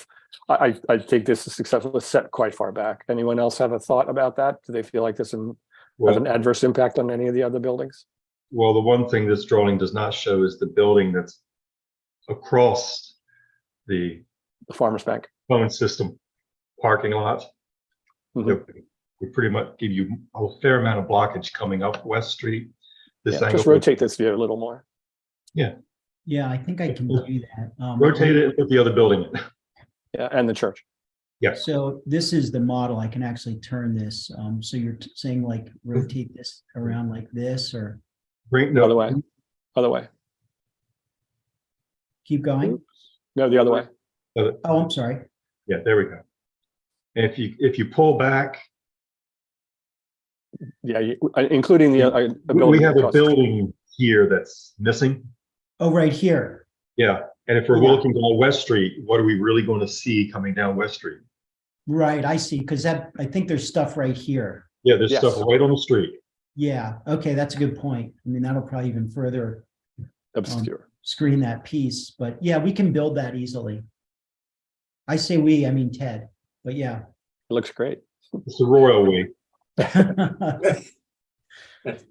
Yeah, and as much of the environment, if you can put in, what we normally would ask for is a photo montage of up and down the street in neighboring. And I think really what we're talking about here is what you're showing. But it would be helpful to just take a look at that and include across the street if you can, even Yeah. just in massing.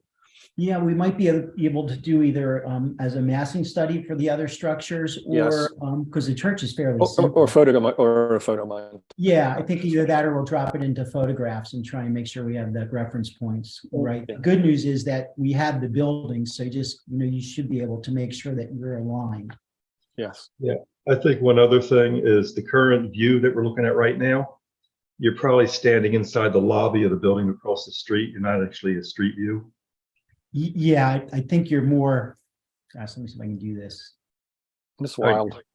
I hate to be picking on your perspective, but Yeah. see, the tree covers it all now. We don't have to worry about it. Oh, you moved the tree. I think it's like that more from the other Yeah. side of That the looks like, street. yeah.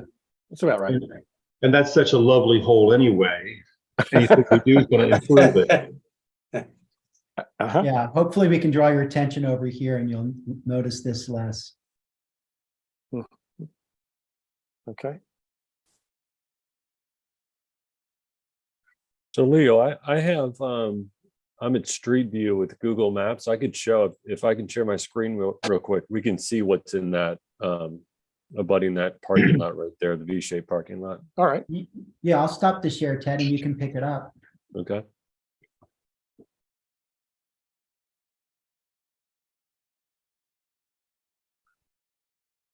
Can you see that? Not quite yet. There we go. Yeah, there we go. Okay. Thanks. Oh, it's the half building, right? Starting you Yeah, off. so there's the shorter structure, but you can see this, you see the corner of this Verizon building come out. So this is a little, I guess, a parking area right here. Yeah. Yeah, but if we go further west on West Street, then turn around. Right. We just get on the other side of that building. Yeah, so this the Donahue law firm here. Yes, exactly. Oh, you're gonna pop out. Yeah. That's amazing, isn't it? Yeah, that's right there is about where I would build your model. It elongates it, doesn't it? Yeah, it does. It's a forced perspective from the, and it's always higher up too from the street view. Yeah. Yeah, I think it'd be helpful to have that there built in. Without the Yeah, tree. We can Right. certainly put that together. I mean, it looks fine with the tree. It's just lovely. All right, Summertime, other it's hardly an issue. Yeah, I know. comments? Bobby or Kim? Kevin? Yeah, Bobby. I don't really have anything to add. I'm in total sync with the comments I've heard so far about wanting to see current features versus what's proposed next to each other if possible. I'll be honest, my mind's kind of just numb right now with the pretty designs, but I'm struggling to kind of sync up what it looks like now with what's proposed, specifically the detailing on the front of the buildings. As much detail as they can give us about these window features that they're talking. Because I've got a side monitor here, and so I've got the side monitor that I'm looking at the proposed and trying to sync it up with the other drawings and everything. And I like what I'm seeing, but I want to make sure that we check all the boxes that we need to about respecting the current elements that are there, and if there are historic windows that get taken out, what happens to them, what gets put in their place. I would like as much detail as I can get on that third floor balcony area. It's not really a balcony, but the rooftop area. How high is that front wall, if you will, and what will be seen from the street, both during the day and at night, because that's going to be a new feature if that goes forward. We don't really have anything like that on West Street right now. So that would be helpful. But yeah, all the things people have mentioned so far, I think are really important. I think it's a lovely first design. I see a lot of things that I really like. I think it's so much better than what we've been looking at on that street corner for a long time. So I'm anxious to see where this goes and how it develops. Okay. Kim, would you like to chime in?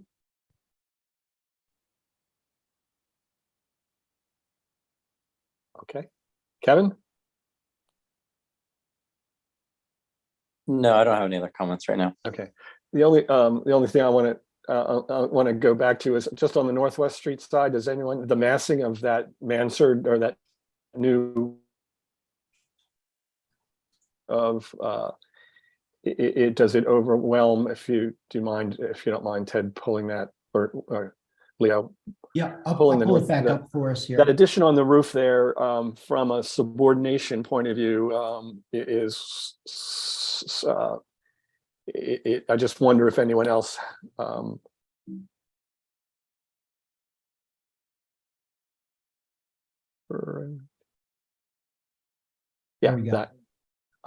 this was a new feature, changes the nature of this facade. It's stuck between two other facades. It's pulled right to the edge. If it was set back, it would be less prominent. Does anyone else have a concern, or am I the only one that has a concern about that? Well, I have a concern about it. Okay. Absolutely. It's 2 dormers, and how should I put this? Leo, you've done such a great job with this. It looks like it's always been there. That's my worry concern. about. That's the worry. It masks. Right. It masks the original structure. It looks like such an improved building, but well, I think it creates a false sense of history. It does not look like an addition. Yes. I just have to chime in here.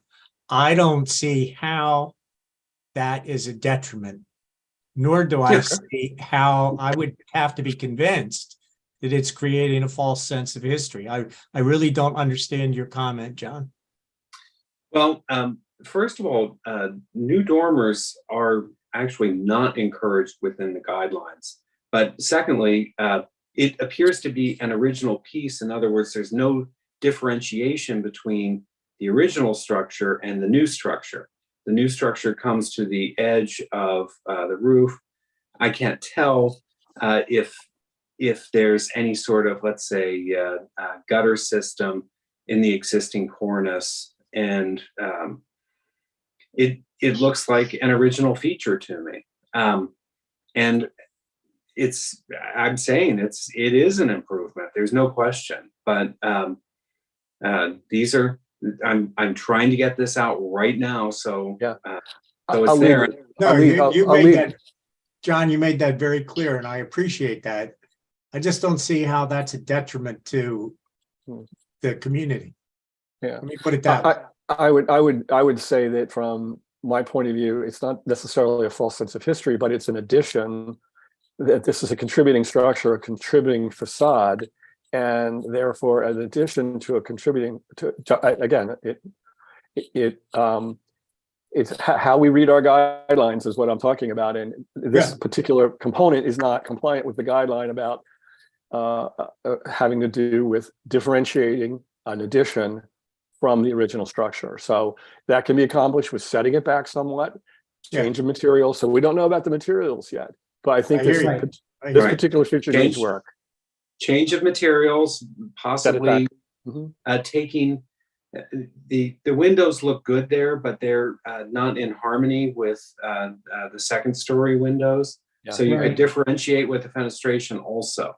That's right. So these are just comments. No, it's, I mean, look, it's all helpful. And I think like when we think about these dormers, remember when we worked through the repurposing of the rec center, those dormers up there, and what we did is we changed the material so it looked more like the roof and less like the original structure, and the siding was panelized rather than kind of articulated with shingles and that type of thing, and the window patterns are slightly different. So yeah, I mean, I think those are all good suggestions. I mean, I'm not even opposed to, as I look at it from this angle here, I go, well, I wonder how much better it would be if it was back a foot or two. So we're going to look at all of that. I think it's good input. Leo, is that actually 2 dormers? It looks to me like it's just 1 dormer with a recessed section in the middle. You have it right. Yeah, we set it up so it looks like 2 dormers, but we have a piece in here that's pushed back in. We think that's all going to be in shadow. The guidelines are clear. They believe that these dormers should be small or less than a certain percentage of the roof. The reality is I can't fit the room unless I take some steps to get that space inside, and so I'm trying hard to. So you're taking liberties. Yeah, that's right. I am. I'm taking some liberties here in order to try and make it work. But that now is kind of looking back at the previous comment. That could make that a more modern element just by doing that. That's right. That's right. Because you can tell it's not original. And depending on how you detail that could make a big difference. Maybe that becomes just a panel of glass. I don't know. Yeah, it could be. Yeah, we could look at a bunch of different things for that. But yeah, I mean, this is our intervention on this side, is that piece, and I need it programmatically. So I just have to treat it in a way that follows the guidelines. And I do get your point. Like, you don't want it to look like it was here forever. But so you have to figure out how to mitigate that, and we'll work on it. Yeah, and again, my concern is not looking at it here further, it's subordination. It shouldn't overwhelm the original lower structure. The lower structure should read as it was, and then this clearly, so just by setting it back further, I believe, and treating the materials, I think you can accomplish it. Gotcha. Okay. I like, if I may, all those suggestions, because I really like the dormers. And if you can do it in a way that makes it conform more to the guidelines, as John and Tim are suggesting, that's great. I just really would like to see the dormers stay, and anyway. No, I don't think. My point.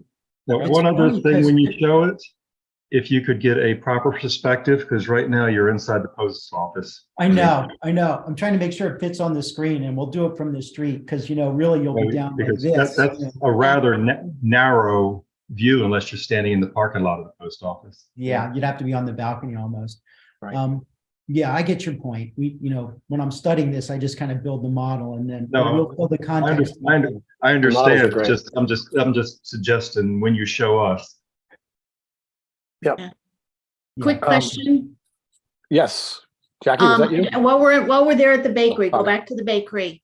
On the left-hand side where it looks like there's currently space between the two buildings, looks like you've filled it in. I think that is enclosed there. Now I'd have to ask Ted if that's. I can't, I'm looking at the picture. Yeah, I'm looking at the picture. That's an alleyway. Yeah, there's an alleyway there, and we are moving the front of that alleyway closer to the street. We're trying to get a fire exit there in that alley. That's a narrow alley for a fire exit. Yeah, well, we don't have a lot of choice. It's about 4+ feet wide. It's existing, right? Existing, right? Well, there's a building back there. It's just further back. Right. Yes, quite a bit further. So you're adding just adding a sliver there to the existing building, basically. Right. All right. Thank you. Okay. Yeah, I imagine there are a lot of hoops to jump through with planning and zoning on the interior planning of this building. Well, I only had one zoning question. This is zoned MX, and Ted, have you all done an FAR analysis on this, Ted, Leo? The answer is yes, we have. We looked at it in, the FAR here, I think, is 2. And okay, Ted, where we read that? 2.25. Right. I just that's the only the MX has those kind of unusual FAR requirements, and that would be my only thing that I think we need to make sure we're all on the same page with. Mm-hmm. I also did my favorite thing, checking the height district, and it is height district 2, and this goes exactly to the right heights. Right. I think John and I had looked at that at some point previously. 28. So the FAR is really the thing that we would, and it will probably need some kind of a parking waiver too, because of the expansion. So those are the two areas we would be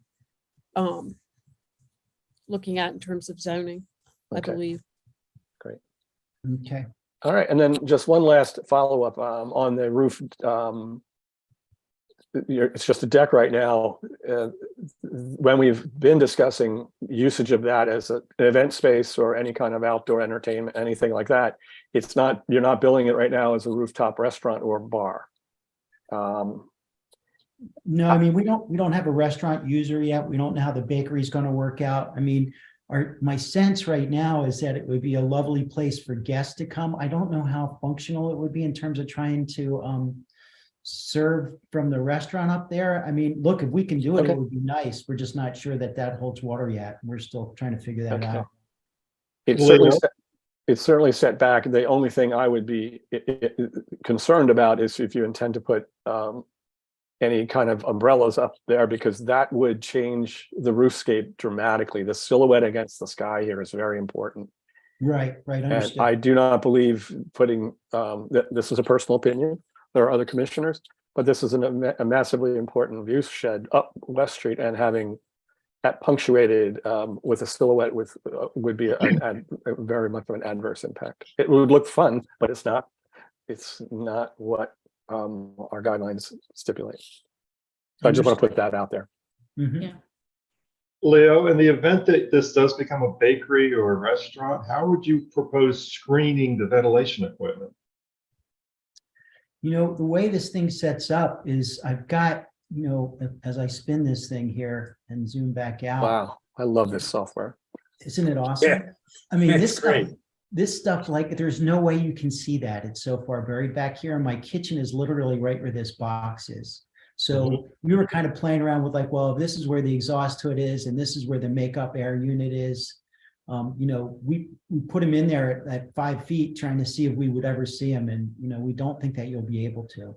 Yeah, I'm going to pick on you now, Leo, because I know what happened to faucets with their kitchen equipment and vents. The thing looks like a refinery now. And now we're coming up West Street and we're talking about restaurant and bakery here. Yeah, I understand your concerns. I'll say that. Although, to be fair, my friends at Chop Tank I think the roof of their building looks better than the roof of that hotel. Well, Leo, I'm can you not get arguing them with that to- one. Let's you knock get it them off to the remove- topic here. Yeah, get them to remove. I'm just saying, you want to talk about that roofs, ghost I'm like, ship. my goodness. Leo, get them to remove the ghost ship and the other things that were the requirement of my review. All right, we You know, like digress. that Those are blue thing up enforcement there? issues for another department. Yeah. All right, so, and Yeah. if everyone is any other last chance, and I'll start my summary here. All right, we're looking at a very exciting proposal for Church Circle. The discussion revolved around design of the first floor on both of the existing buildings and around the corner on Northwest Street. And the fenestration presentation, it appears all existing is going to be removed and it will be a completely new design and installation. The condition there is that we need to understand the more detail about any existing historic fabric there, including any kind of molding or structure, and particularly behind the that little fascia on the brick building. There might be something there. And as far as the redesign, one commissioner at least stressed the importance of simplicity and do not have heavy molding that would imply an old English pub, which or Irish pub, which some of your other photographs kind of went to that. So simplicity, simpler pilasters, simple window designs. The amount of breaking up the amount of muttons, and no one seemed to have an issue with the window pattern itself. It's just the detail that was a concern. And that pertains also to the Northwest Street first floor as well. Most of the second floor windows are going to remain as is, and rehabilitation and repair is what we will be expecting on those windows. And a full window inventory, anything you're keeping, we should make sure there's a full inventory of the windows provided. The other major design feature is the addition of a new third floor on the brick structure that wraps all the way around to Northwest Street. And the massing of that on the West Street side is set back, and there were no concerns about that in terms of adverse impact on any of the views. On the Northwest Street side, there was a concern stated that the massing did not appear to be differentiated from the existing facade, and it was not subordinate. So the recommendation, if is further setting that back and differentiating with materials, would bring that into a feasible design. Then there was discussion about the use of the outdoor deck, which is just going to be an outdoor deck, and there would be restrictions on any kind of structure of any sort, including umbrellas put on there to prevent adverse impacts on the view shed up West Street towards the iconic St. Anne's Church steeple, which is our views are what we tend to protect. And any additional information that you can provide that you have in your research about the historic nature of the two buildings would be helpful in the final presentation. And then there'll be multiple permits required from planning and zoning before you come for your final application. So just a reminder that we're last. Right. Well, thank you all for the input.